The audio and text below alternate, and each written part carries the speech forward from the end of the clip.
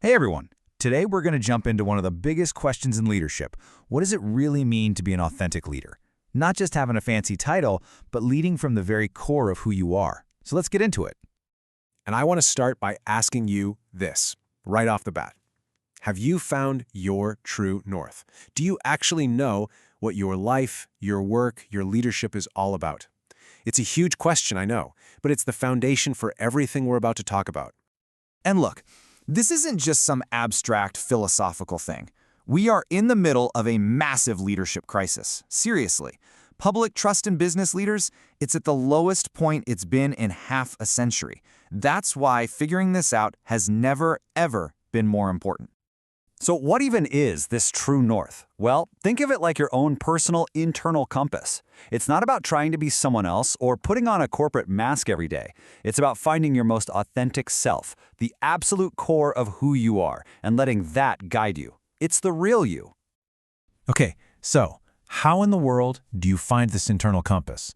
Well, the very first step is to actually look backward.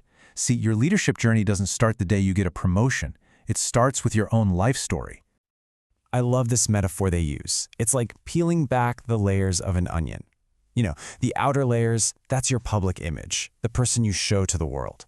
But to get to your true, authentic core, you have to go deeper, peeling back layer after layer of your own experiences. And a lot of the time, the most important layers are formed in these moments called crucibles. A crucible is more than just a tough time. It's a severe test, a major hardship, that doesn't just challenge you, it fundamentally transforms you. It's what forges your character and makes it crystal clear what you really stand for. These crucibles have shaped so many leaders. I mean, look at Daniel Vasella, the former CEO of Novartis. He went through unimaginable loss as a kid. And he said those experiences had a powerful, profound impact on him. They ended up shaping his moral compass and his drive to actually help people through medicine. And crucibles come in all forms. Oprah Winfrey, for instance, has spoken so openly about the trauma she went through and how it took her decades to connect the dots and understand its impact. It was only by confronting that incredibly painful past that she was able to forge her own authentic path and, in turn, empower millions of people. So, understanding your story, your crucibles, that's the path to authenticity. But what happens when leaders ignore that internal compass? What happens when they get pulled off course? Well, that's when they start down the path of derailment. And wow, the difference is like night and day. An authentic leader, they're driven by something inside, a purpose, a set of values. They aren't afraid to be vulnerable, and their goal is to lift up the people around them. But a derailed leader, they're just chasing external validation. They crave the success, the money, the recognition. They surround themselves with yes men and totally shut out anyone who gives them honest feedback. And this derailment, it often falls into a few classic traps or archetypes.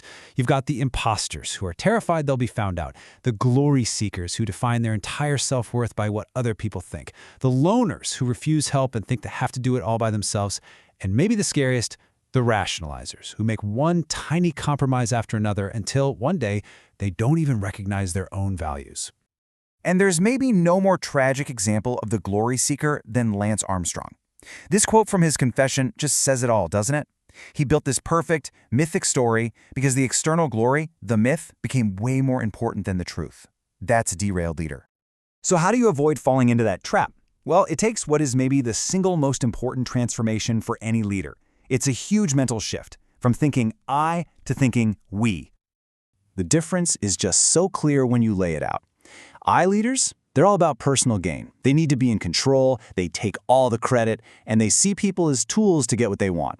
But we leaders, they're playing a totally different game. Their focus is on serving the mission and serving their team. They give power away, they give credit away, and they see the people they lead as the entire point of it all. And this is the absolute core of that philosophy. Real, authentic leadership isn't about getting a bunch of followers. It's about creating other leaders. It's about empowering the people around you to step up and lead themselves. That's the real goal. Gail McGovern's story is such a perfect, classic example of this whole struggle. She was the star programmer, right? The best. But when she was promoted to supervisor, she was terrible at it. Why? Because she kept trying to do everyone else's job herself. She had to learn, the hard way, that her job wasn't to be the best doer anymore. Her new job was to inspire others to do their best. Which brings us right to the final and maybe the most important piece of the whole puzzle. Once you've dug into your story and you've made that critical shift from I to we, then and only then can you really lead with a clear and powerful purpose. Just look at someone like Ken Frazier, the former CEO of Merck. When the company was under incredible pressure, he didn't blink. His true north was absolutely clear. He had a duty to defend the company's science, its people, and its mission. That purpose was his guide, and it's what authentic, values-driven leadership looks like in action.